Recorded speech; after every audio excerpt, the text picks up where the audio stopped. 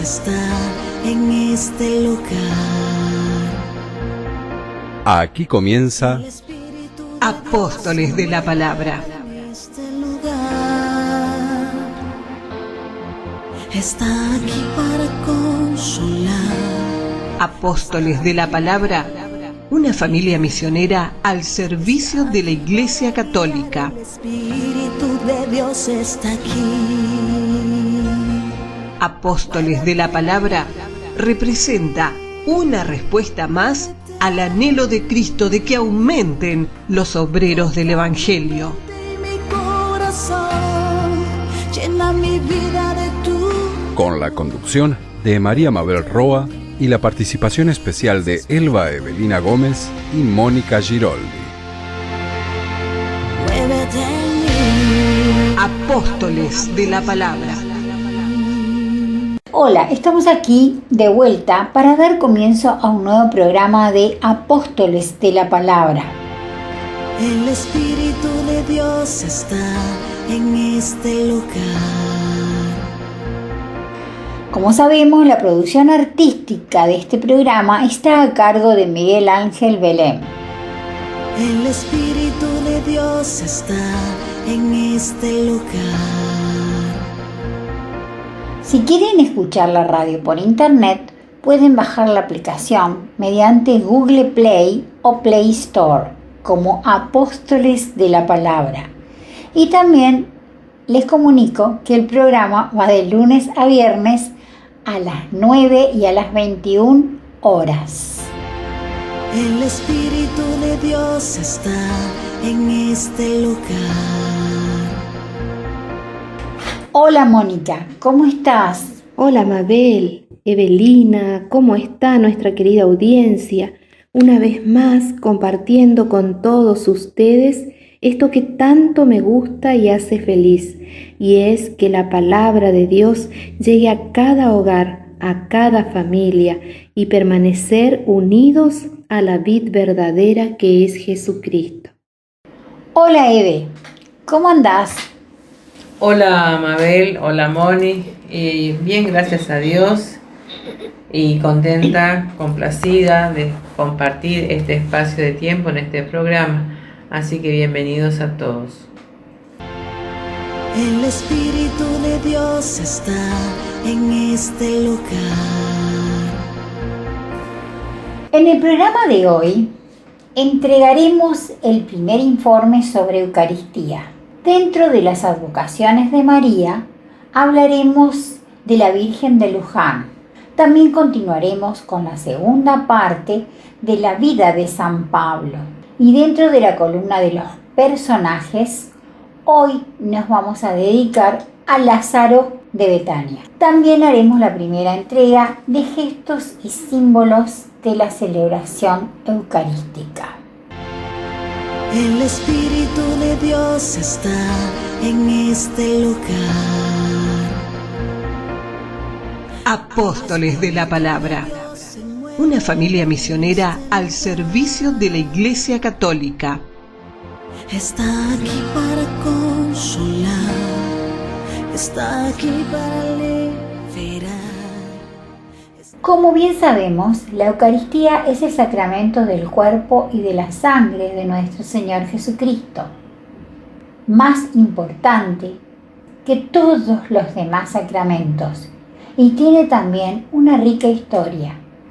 Vamos a repasar los acontecimientos importantes que han ocurrido a lo largo de los años para comprenderlos mejor y de esta forma disfrutar más de nuestra vida católica. Está aquí para consolar. Está aquí para liberar. Está aquí para guiar. El Espíritu de Dios está aquí. Eve, ¿me puedes contar parte de esta rica historia? Bien, la historia de la Eucaristía es única. Para conocer más a fondo el sacramento, vamos a detallar los hechos más importantes que surgieron a través de la vida católica con el paso de los siglos. Veamos los comienzos de la Eucaristía. La misma fue instituida, como ya sabemos, por Jesucristo en la última cena, como podemos leer en Lucas capítulo 22 de los versículos 17 al 20.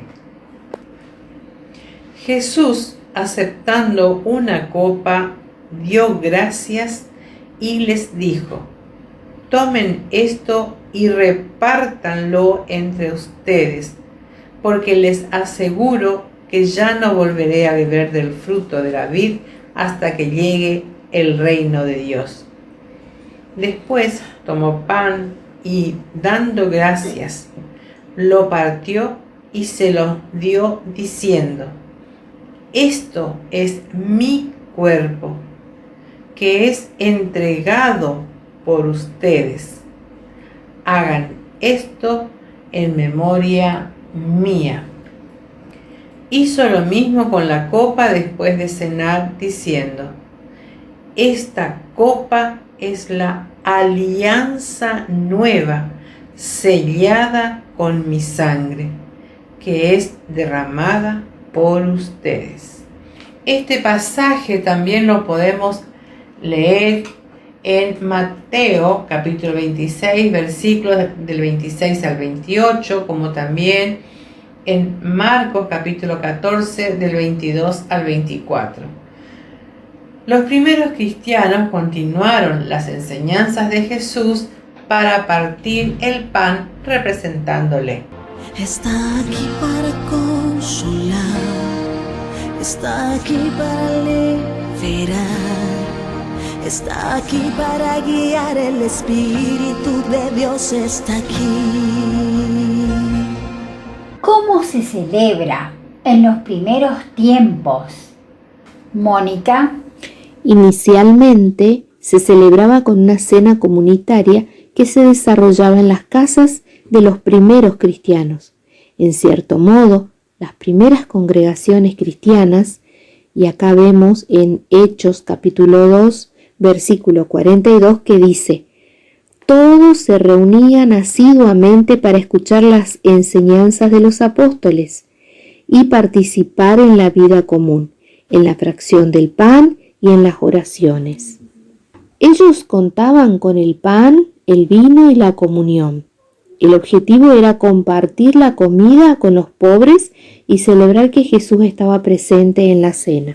A partir del año 150, San Justino detalla en sus escritos que la Eucaristía se celebraba aisladamente de la cena, porque el número de cristianos aumentaba progresivamente. El objetivo de la Eucaristía en los primeros años era celebrar que Jesús estaba presente en la cena, compartiéndola con los más pobres. Decime, ¿cómo fue la Eucaristía hasta el tercer siglo? ¿Qué me podés decir, Evelina? Bien, al desaparecer los apóstoles, la liturgia se desarrollaba por medio de la lectura, aportando reflexiones de los primeros cristianos. Al comenzar los problemas y discusiones con los judíos en las sinagogas, los cristianos añadieron oraciones, cánticos y homilía a la Eucaristía. En esta época, la persona encargada de la liturgia tenía libertad para realizar sus propias oraciones, pero poco a poco se fueron estableciendo en las comunidades cristianas. Decime, Mónica, ¿cómo fue esta evolución desde el IV siglo hasta el VIII? La Eucaristía del siglo IV al VIII sucedió que, al aceptar Constantino al catolicismo en el año 313, facilitó su expansión en el Imperio Romano, creando cambios importantes en dicha celebración. Las mismas estaban organizadas en basílicas que más tarde fueron iglesias.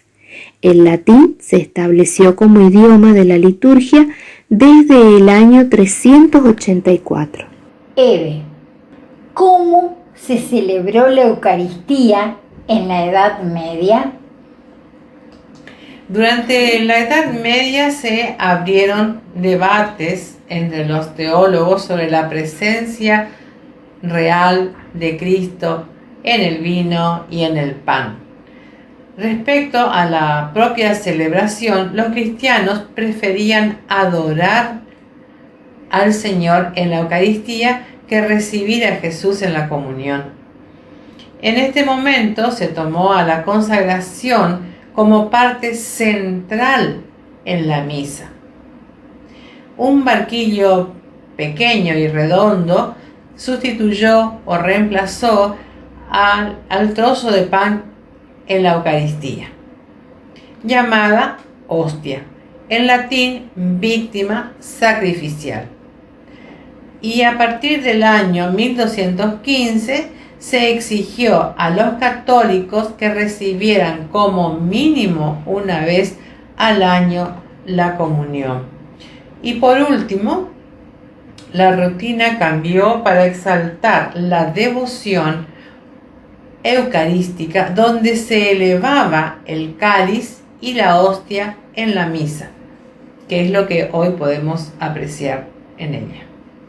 Continuando con la evolución de la Eucaristía hasta el siglo XX, el Papa Pío V redactó el Misal Romano en el año 1570 para que la liturgia de la celebración de la Eucaristía tuviese uniformidad, estando vigente durante los 400 años siguientes.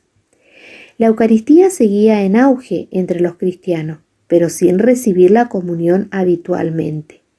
Por este motivo, el Papa Pío X permitió a los niños recibir la comunión desde una edad más joven y animaba a los fieles a recibirla más frecuentemente.